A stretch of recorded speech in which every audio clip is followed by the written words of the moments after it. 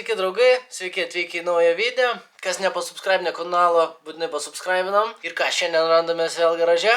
Ir laikas pradėti konstruoti supermoto. Gal tiksliau jį pradėti ardyti, kad galėtume pasižiūrėti, kas slepiasi už visų tų gražių plasmasių, pasižiūrėti kaip rėmas, ar nėra jokių trūkių, plyšių. Tada galėsim eiti prie galinio amortizatoriaus, išsimsim amortizatorių ir vešim į FastMX Suspension Service'ą. Pradėsim užsakinėti visokias detalės ir ruošti motociklą kitam sezonui. Tai reikia nuo kažko pradėti, tai einam dirbti, einam krapštytis.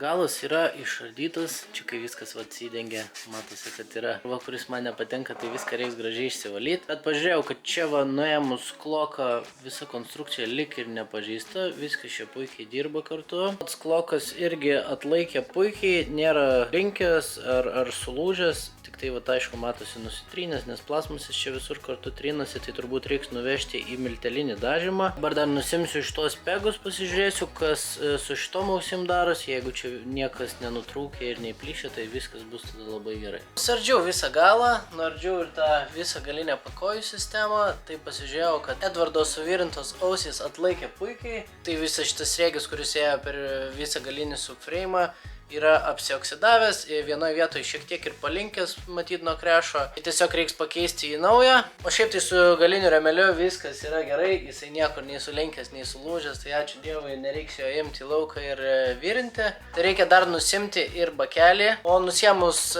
baką, pamatysim giliau visą rėmą ir pasižiūrėsim, kas darosi ten.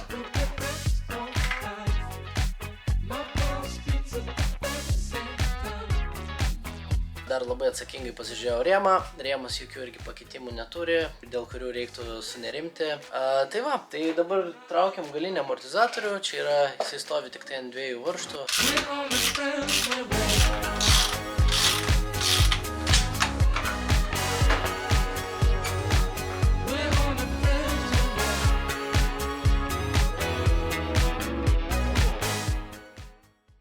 Vėl grįžom į garažą, TM'as dar vis yra išardytas ir kaip sakiau, rankėjom šitam motociklui po biškį detalytės. Turim fainą dėžutę ir naujų padangų. Tai į priekį buvo užsakyta Butlux BT016 padanga. Tokia pat padanga raidinau ir praeitais metais, jinai jau matosi, vat yra pasidėvėjus gerokai ir šita padanga buvo 60 aukščio, o šita jau bus 70. Į galą buvo nupirktos dvi Michelin Pilot Power Sport 2CT padangos, šitos padangos yra mūsų mėgstamiausios. Ta sezoną raidinti norisi iškart su šviežiom padangom, dėl to jos buvo užsakytos dvi, nes vis tiek ir antros kažkada prireiks. O dabar šitoj dėžutėj turim labai smagių grožybių. Tai va, pradėkim nuo tokių detalių. Parodau motociklo baką. Kaip matot, ant šito mano bako buvo sukurtos formos ir užklijuoti motokrosiniai lipdukai. Bet kadangi bakas yra labai plonos plasmasės, kūras garuodamas pradeda lipdukus išputinėti, pasidaro burbulai ir čia viskas labai negražiai atrodo. Su Dovydėliu iš tikrųjų bandėm visokius sprendimus, padarėm daug išpjevų, kaip čia matot, bet vis tiek tas lipdukas laikui bėgant pradeda burbuliuotis, bet yra tam sprendimas. Tai yra tokia firma Italijoje, CMT Composite, kurie gamina visokius coverius iš karbono. Graži karboninė detalė.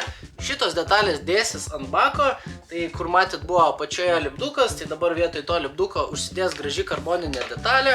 Taip pat turim ir viršutinį dangtelį, tai visas bakas, kadangi jisai originaliai yra toks ne visai gražus, sakykim, geltonas, tai užsidengs gražiom karboniniam detalėm. O visas kitas turinys esantis dėžutėje yra nuo mano partnerio Moto Masters, tai aš susisiekiau su jais, pašnekėjom, turi daug visokių kitokių detalių, kuriuos aš noriu užsidėti ant savo motociklo, tai pradėsim nuo žvaigždutės, atsiuntė tokią juodą ir tokią oranžinę. Manau, kad pasiliksim ties oranžinę, nes atrodo labai gražiai ir bling bling. Žvaigždė yra tokio padydžio, tiesa, kokia buvo ant mano KTM ir prieš tai.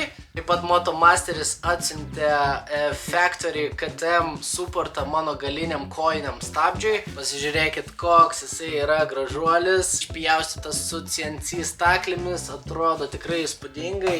Taip pat atsiuntė dar diskelį mano SMC 690 motociklui. Yra irgi toks pat flame diskas su labai gražiais išpjaustymais. Manau, šitą detalę irgi uždėsim pavasarį ant SMC moco. Ir Motomasteris įdėjo tokį fainą metalinį ženklą, kur nors garažui pasipuošti. Tai thank you Motomasters for support, thank you for these amazing parts and can't wait to put them on my bike. Ir dar viena detalė grįžo, kurios vos nepamiršau. Fast MX-as perinko mano galinį amortizatorių. Hebra sukietino šitą amortizatorių, į vidų pridėjo specialių šimsų. Tai amortizatorius yra dabar stangresnis, kietesnis. Bus labai įdomu išsibandyti. Nežinau, ar mes čia išsprendėm taip vibracijos problemą, bet netestuosi, nežinosi. Ir ačiū labai Fast MX už pagalbą, kad jie visada prižiūri ir perenka mūsų amortizatorius ir reikalui esant juos netgi ir patininguoja. Tai tai KTM-ui po biškelį yra renkamos visos detalės, o dabar galim eiti po biškį krapštytis, dėti detalės, įdėti amortizatorių atgal, dabar reikia vis tiek ratus išsiimti, vežti padangas pakeisti ir panašiai. Tai darbo yra į valias, einam dirbti.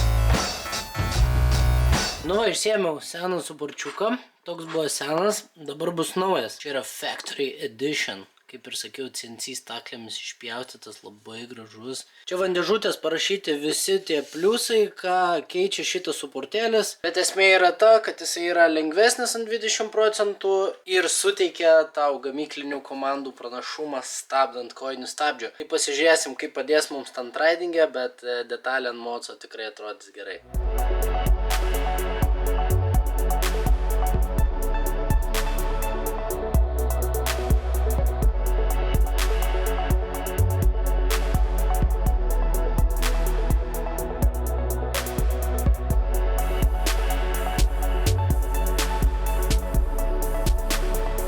Ką, nauja diena, tęsim darbelius. Tai vakar pabaigiau uždėti tą galinį suportą. Tai jis dabar labai gražiai stovi savo vietoje, visus toks bling bling, atrodo labai fainai. Uždėjau trosą, bet dar nenorinau sistemos. Vis tiek reikės pakeisti skystį naujo. Ir ką tik grįžau iš montažkės ir turim uždėtas visiškai naujas padangėlės. Ratai dar yra nešvarus, tai būtinai pasinaudosim Liquid Moly cleaneriu. Priekinis ratas dabar atrodo kaip on steroids. Ir galima bus uždėti bling bling žvaigždutę iškart į galą.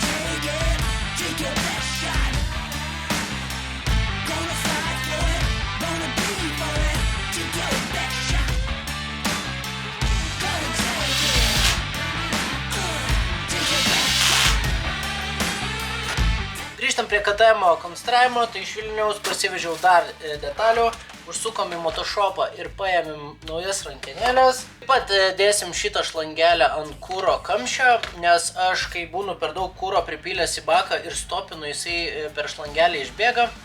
Tada turim variklio dangtelio tarpinėlę, priekinis supermoto sparnas. Aš ant savo moco buvau uždėjęs nuo krosinio ir jį pripjoviau. Tai gavau daug komentarų ir gavau daug bart, kad kodėl tu dedi krosinį ir pjaustai, kai gali užsisakyti iškart padarytą gerą supermotinį. Kaip matot, jisai yra oranžinis, tai galimai čia bus tokia motociklo spalva ateinantį sezoną. Dovydas jau užsakė plasmasės gražias, tai žiūrėsim, koks gausis dizainiukas. Taip pat pasiėmėm dangtelį.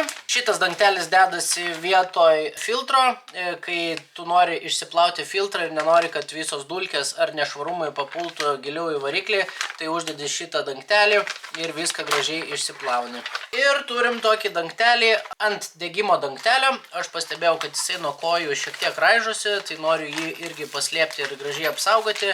Ir dar iš miltelinio dažymo atsivežiau klokelį jau perdažytą, tai išsipakuojam, pasižiūrim, kaip jis atrodo. Kelis yra gražiai perdažytas milteliniu būdu, blizgia spalva. Atrodo tikrai fainai, pasislėpė visi nutrinimai, nes buvau pirmą iš flakonėlio nudažęs. Miltelinis dažymas iš tikrųjų šiais laikais yra nesveikas, nes vyrai, kurie dažo, jau gali išgauti įvairiausias spalvas ir labai gražiai ir tvirtai nudažyti metalinės detalės. Mano va Kawasakio lankai yra nudažyti Candy Red spalva, pat ir ratai buvo nudažyti, tai visą sezoną, vat, kaip matot, atlaikė puikiai, nėra jokių nudaužimų. Jeigu norite utenoje kažką nusidažyti milteliniu būdu, kreipkitės į va šitą puslapį. Šaunuoliai vyrai labai gerai dirba, greitai viską padaro ir kainos nėra didelės. Tai variklio dangtelio tarpinė laikosi tiesiog ant 3 varžtų, 1, 2, 3. Reikia čia viską gražiai brake cleaneriu išsiplauti, nieko neįmestume vidų.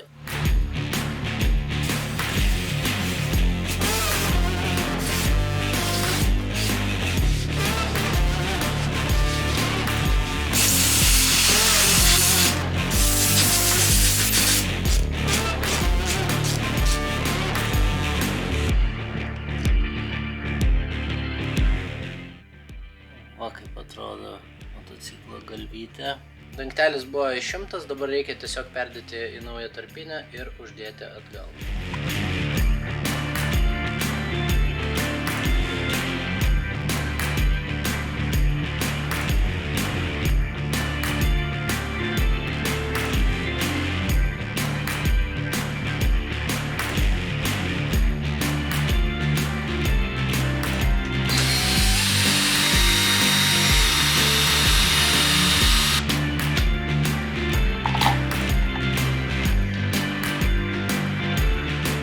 Uždėjau dangtelį, šiek tiek parinausi, kad dangtelis negerai susidės su dugno apsaugėlė, bet panašu, kad viskas labai gražiai susileidžia ir prisisuks. Nu tai super. Gripsai, kaip matot, jau pasidėvėja gerokai per sezoną, bet šitie gripsai yra faini tuo, kad jie prisisuka varžtu ir niekada nesisukinėja. Pasikeisim lygiai tokius pačius, tik tai visiškai naujus, kas jausmas, kai užsidedi naujus gripsiukus. Eina savo. Vėl viskas fresh. Dabar nemalonus darbas išsiimti tą filtrą. Aš jį per sezoną ploviau kelis kartus. Kaip matot, jis jau vėl yra visas juodas. Krosinių filtrus reikia dažnai plauti ir jie apsineša. Jų plovimas irgi toks nėra malonus darbas. Aišku, juos galima keisti naujais, bet jeigu jis yra plaunamas, tai kodėl ne? Filtras taip paprastai išsiema, yra visas juodas, taip, ir čia yra daug visko, daug yra tepalo. Šitas dangtelis tiesiog užsideda ant viršaus ir tada jau viską čia aplinkui filtradėžiai gali savo plautis ir niekas nepatenka į variklį. Tai šitas daiktas yra būtina. Aš su krosiniu visada, kai važiuoju į HD auto plovyklą, užsidedu tą dangtelį, viską ten gražiai išsiplaunu su kercheriu, o paskui grįžęs išsivalau filtrelį, įdedu atgal ir viskas būna švaru.